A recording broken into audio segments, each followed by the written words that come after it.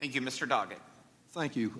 If beauty is in the eye of the beholder, certainly I can understand, Mr. Secretary, why you and the members of the Trump cabinet are so enthusiastic about this beautiful bill. It gives so much to those at the top, and of course Trump appointees are not just in the top 1%, but the top 1,000th of 1%.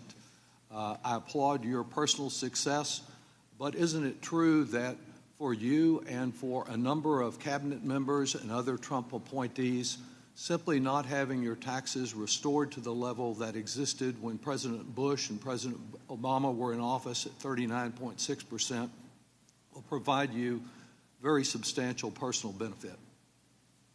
Yes or no?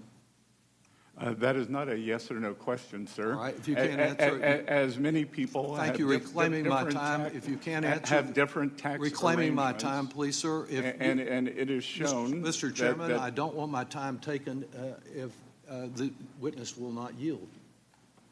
I would recommend, Mr. Doggett, that if you asked a question, at least allow them to answer. You can recommend it, but you're taking my time from him answering the questions. So continue. Let me say, I understand you can't answer that with a yes or no. I'm concerned about the weaponization of the Internal Revenue Tax Code by the President and your role in it. Section 7217 of the Internal Revenue Code makes it unlawful for the President and his partners like you requesting IRS to conduct or terminate an audit or other investigation of a particular taxpayer. Section 6103, as you're familiar, protects taxpayer privacy. Yet in violation of both, the President began threatening Harvard in April, and on May 2nd he declared, we're going to be taking away Harvard's tax-exempt status. It's what they deserve. And you've been part of the we when you said on May 23rd that you publicly declared that you were moving forward on this, that there were a substantial number of rules that Harvard may have violated. Can you tell me, yes or no, whether you can pledge to avoid any interference in IRS audits or investigations of particular taxpayers? And if you can't answer that yes or no, just say so, and then I'll move on to the next question. Sir, that is without question that I will follow the law. All right, sir. Can you tell us whether, yes or no, you can report back to this committee in 30 days after investigating to assure us that there have not been any requests by the President, any political appointee, or any family member of the President to direct or influence the audit or termination of an audit or investigation of any taxpayer or entity?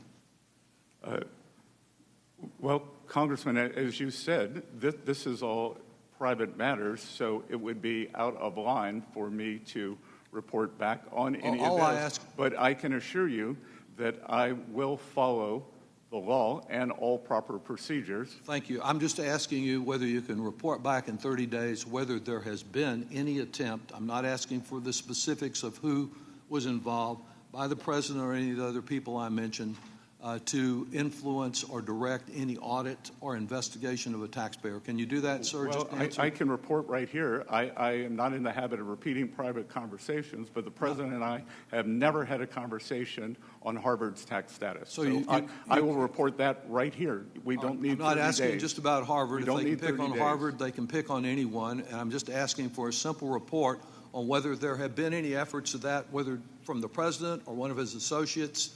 And it would seem to me that would be easy to do. But let me move also to the question of privacy as it relates to data sharing. Do you agree that there is no authorization for the IRS to share tax data broadly with DOJ or federal agencies for the general purpose of data consolidation? Section 6103 protects taxpayers' information. We have followed all proper procedures, and including in terms of the data sharing with the Department of Homeland Security.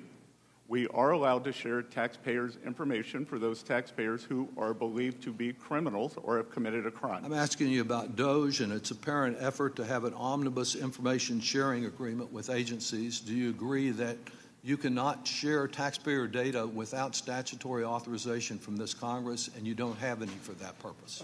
We will follow the direction of the regulations and the court, sir. Are you sharing any taxpayer information with DOJ for this omnibus information sharing agreement where they seem to probe into the privacy of every American, consolidating it with Social Security and other private information? Or is there such sharing going on now, sir? Well, first of all, I would push back on that characterization.